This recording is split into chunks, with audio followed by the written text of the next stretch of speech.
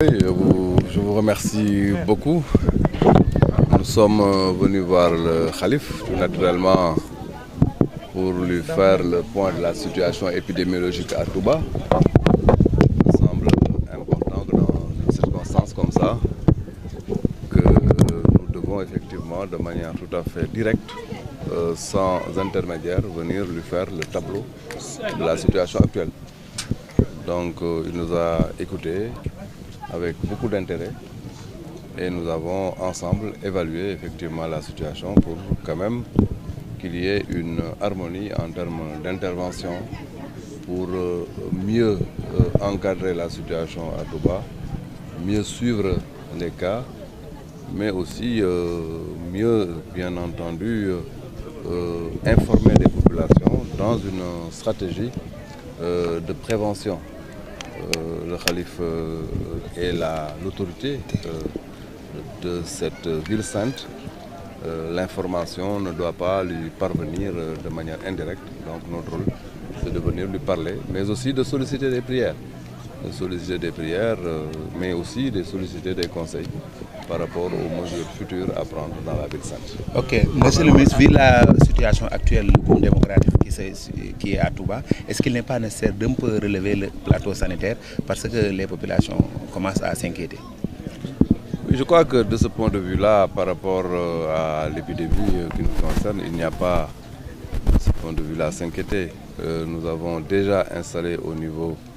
de Darou Marnane tout ce qu'il faut avec tous les spécialistes épidémiologistes qu'il faut, avec tout le dispositif médical pour assurer la prise en charge sur place. De ce point de vue, il n'y a pas de problème. C'est une épidémie au niveau mondial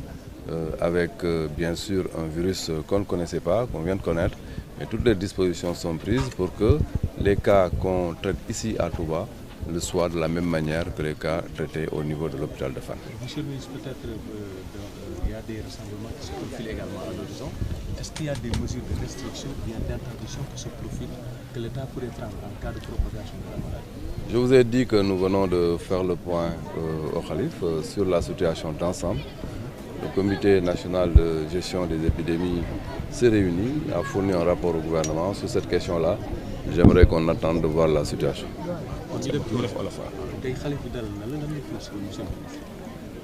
waaw tey xalif bi dalal nañu dañoo ñëwoon pour déjà wax ak moom expliquer ko situation wu épidémie bi fii si Touba. xam ngeen Touba dëkk bu mag la dëkk bu am kilifa la dëkk boo xamante ne lépp lu fi am rek doo bàyyi kilifa gi mu yëge ko si rajo da nga war a donc jël sa tànk ñëw expliquer ko yëpp si détails yi mën na am détails yoo xamante ne ñun rek ñoo ko mën a expliquer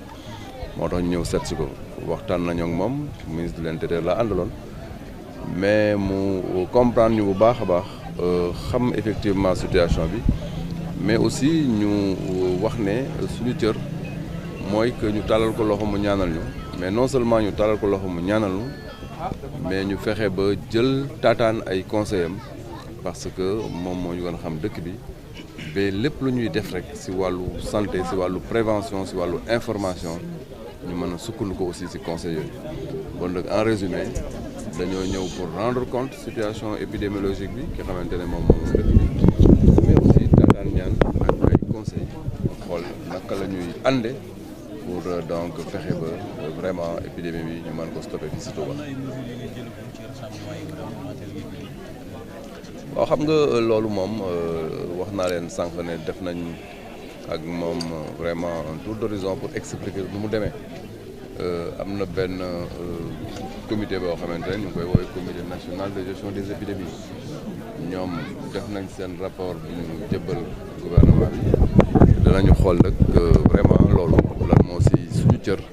ak nag la ñuy taxawee mais am na loo xamante ne moom yaakaar naa ne donc il faut pas que ñu tel si sore nañoo bàyyi rek ba li ñu war a def ñu def ko si. monsieur le ministre tey jii est-ce que buñ ci tollee Touba jarul ñu xoolaat place de parce que askan wi commencé nañ tiit nit ñi dañoo bari te carte sanitaire bi demee fi noonu. waaw xam nga question boobu sax yaakaar naa ne donc du place am fii du place am parce que dañoo song mbiru épidémie boo xamante ne feebar bu bees la xamaguñu traitement bi prise en charge ba nekk Fann fexe nañ ba tey fii si Daaru Marnaan képp koo xamante ne donc détecté nañ la nga positif rek teg nañ fay jumtukaay ak ay spécialistes yoo xamante dañ lay jël en charge ni ñu lay jëlee en charge fan noonu lañ lay jëlee en charge en fii donc yaakaar naa ne donc problème boobu vraiment c'est pas un problème qui se pose fi mu toll nii li gën a am solo mooy ñu góorgóorlu si prévention bi li gën a am solo moo ñu góorgóorlu pour képp koo xamante ne am nañ njort rek ñu mën la war la mën a mettre en quarantaine nga bañ a génn fa nga nekk pour nga bañ a wàll keneen fexe ba képp ku ñu seetlu ba ne am na ñu mën la jël yóbbu la traité la fexe ba vraiment donc population yi comprendre que ne am na acte yoo xamante ne dañ ko war a donc bàyyi mooy nuyoo bu bëri bi saafantoo bu bëri bi et cetera parce que dañoo nekk si période de épidémie ku nekk rek da nga war a aar sa bopp aar sa morom aar sa njaboot loolu moo ëpp solo. mais monsieur une toute dernière question dafa bëri ñu bëri ci askan wi fi ñoo xam ne gëmuñ ne feebar bi am ñooñu loolu leen di wax parce que ñëpp ci askan bi fii ay analphabètes lañ jàpp ne affaire bi am na. waaw xam nga loolu moom yaakaar naa ne mbiru société la ak mbiru population yi la très souvent bu mbir amee da ngay wax ne ça n'arrive qu'aux autres da nga naan ñeneen ñi rek la mën a dal yow moom concerné wu la bés bu la dalee da ngay xam ne mbir mi am na réellement bon nag li may wax askan bi rek mooy que ne donc feebar bu fi nekk la am bu baax a baax actuellement am na fukki nit ak ñeent yoo xamante ne juróom-ñeent pardon yoo xam ñu ngi leen di traité pour que donc ñu wér am na si koo xamante ne seet nañ ko presque wér na fekk suba nañ def dernier contrôle ñu génne ko mais feebar bu fi nekk la boo xamante ne vraiment donc dañ si war a taxaw waruñ ko jaaxaane li gën a dog doy waar si feebar bi mooy wàllaate bi dafa gaaw parce que bu ngeen seetloo depuis que donc suñu mbokk boobu jógee Italie yegg si fi ba léegi ay fan la ñetti fan la mat mais bu ngeen seetloo wàll na déjà fukki nit ak juróom benn ak moom muy fukki nit ak juróom ñaar loolu mooy wane ne bu ko ñu bëri amee